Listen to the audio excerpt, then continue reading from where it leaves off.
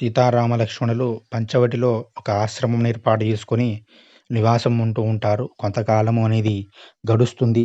ఆ యొక్క సమయంలోనే కొంతకాలమునకు రావణుని చెల్లెలు అయినటువంటి శూర్పణఖ ఆ యొక్క శ్రీరాముడిని చూసి కామాతురయ్యై తనను పెళ్ళాడమని కోరితే, శ్రీరాముడు ఆ యొక్క లక్ష్మణుడు ఆమె కోరికను తిరస్కరిస్తే ఆ రాక్షసి సీతాదేవి మీద దాడికి దిగుతుంది. అంతటా శ్రీరాముని సూచనపై లక్ష్మణుడు ఆమెను విరూపణ గావిస్తాడు.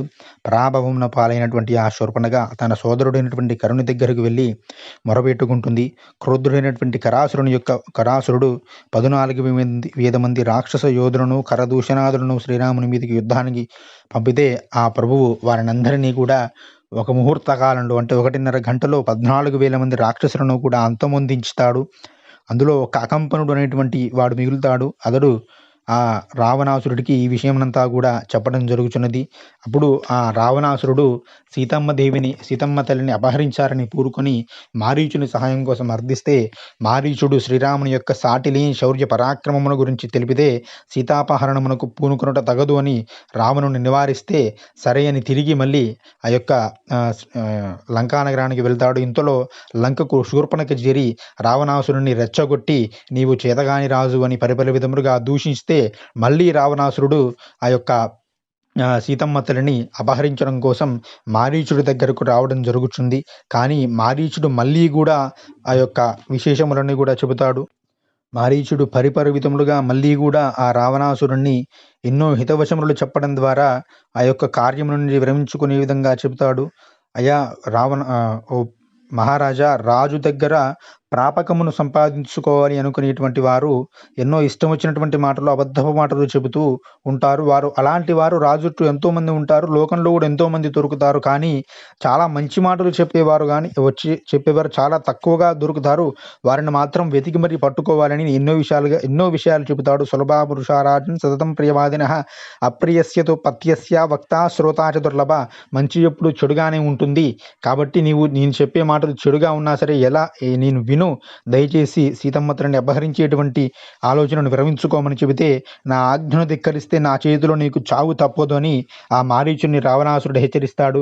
నీ చేతిలో చావడం కన్నా మహాత్ముడైనటువంటి రాముడి చేతిలో మరణించడం మేలు అని ఇక ఆ కార్యమును ఒప్పుకోక తప్పదు. మారీచుడు ఒక బంగారు లేడి రూపంలో సీతారామ లక్ష్మణులు నివాసం ఉన్నటువంటి ఆశ్రమ ప్రదేశమునకు వెళ్ళడం జరుగుతుంది. వెళ్ళి సీతమ్మ తల్లిని ఆకర్షించే విధంగా ఆ యొక్క చేష్టలు చేయడం జరుగుతుంది. ఆ యొక్క బంగారు లేడికి ఆకర్షితురాలైనటువంటి సీతమ్మ తల్లి దానిని తీసుకురమ్మని శ్రీరాముని కోరగా, సీతమ్మ తల్లి కోరికను మన్నించినటువంటి శ్రీరాముడు దాని వెంట పరిగెడుతూ ఉంటాడు. చాలా దూరం వెళ్ళిన తర్వాత ఒక బాణమును వేస్తే హా రామ హా లక్ష్మణ హా సీత అంటూ శ్రీరాముడి యొక్క గొంతులో ఆ మారీచుడు శబ్దము చేస్తూ పడిపోతాడు.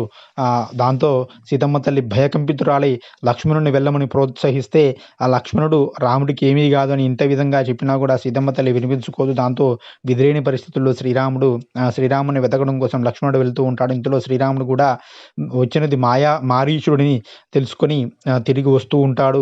ఇంతలో సీతమ్మ తల్లికి ఏదో అవబోతుంది, త్వరగా వెళ్దాం పదా అంటాడు. ఇదే ఎదురుగా చూసుకున్నటువంటి రావణాసురుడు ఒక మాయా భిక్షుక వేషంలో వచ్చి సీతమ్మ తల్లిని అపహరించుకొని తీసుకొని వెళ్ళడం జరుగుతుంది. ఆ తర్వాత అక్కడ కూడా చాలా ధర్మ విషయములు అనేవి జరుగుతూ ఉంటాయి. సీతమ్మ తల్లి ఎన్నో ధర్మ విషయములను ఆ రావణాసురుడితో చెప్పడం జరుగుతున్నది. క్రమముగా రామలక్ష్మణులు కూడా పంచవటి దగ్గరకు చేరుతారు. కానీ అక్కడ సీతమ్మ తల్లి కనపడకపోవడంతో వారు అంతా కూడా వెతుకుతారు. ఎక్కడా కూడా సీతమ్మ తల్లి కనపడకపోవడంతో శ్రీరాముడు ఎంతో విరహమునకు బాధకు లోనైన వాడై పరితపిస్తాడు. లక్ష్మణుడు ఎంతో ఓదారుస్తాడు. అయినా కూడా క్రుద్ధుడైనటువంటి శ్రీరాముడు ముల్లోకములని భస్మము చేయడం కోసం సిద్ధపడతాడు.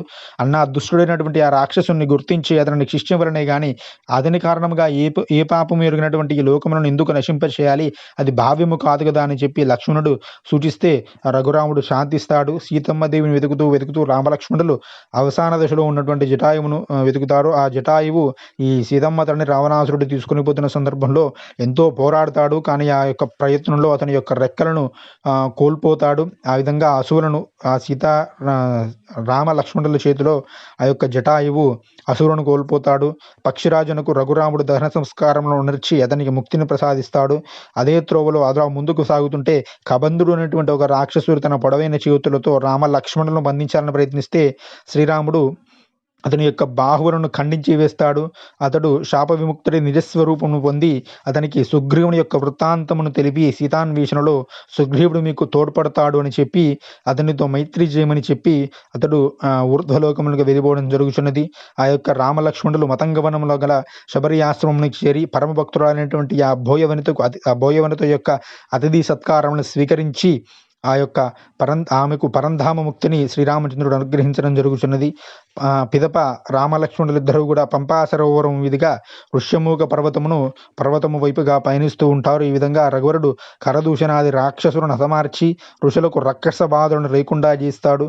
పరమభక్తుడైనటువంటి జటాయువునకు శబరికిని వైకుంఠ ప్రాప్తిని, విరాధునకు కబంధునకు శాప విముక్తిని చేకూర్చడం ద్వారా ఈ అరణ్యకాండలో ఈ విధంగా అనేది కొనసాగడం జరుగుతుంది. ఆ తర్వాత కిష్కింధ కాండలో సుగ్రీవ మైత్రి, వాలివద ఇత్యాది విషయంలోనేవి ప్రధానంగా ఉండడం జరుగుతుంది. ఇది అరణ్యకాండ యొక్క కథా సంగ్రహము, కథాగమనం ఈ విధంగా జరుగుతుంది అనేటువంటి విషయంలో మాత్రమే మనం తెలుసుకుంటూ ఉన్నాము యథాశక్తిగా. ఆ తర్వాత మనం సంపూర్ణమైనటువంటి రామాయణం వైపు వెళ్ళేటువంటి ప్రయత్నం చేద్దాం. జై శ్రీరామ్. శ్రీమాత్రే నమః. స్వస్తి.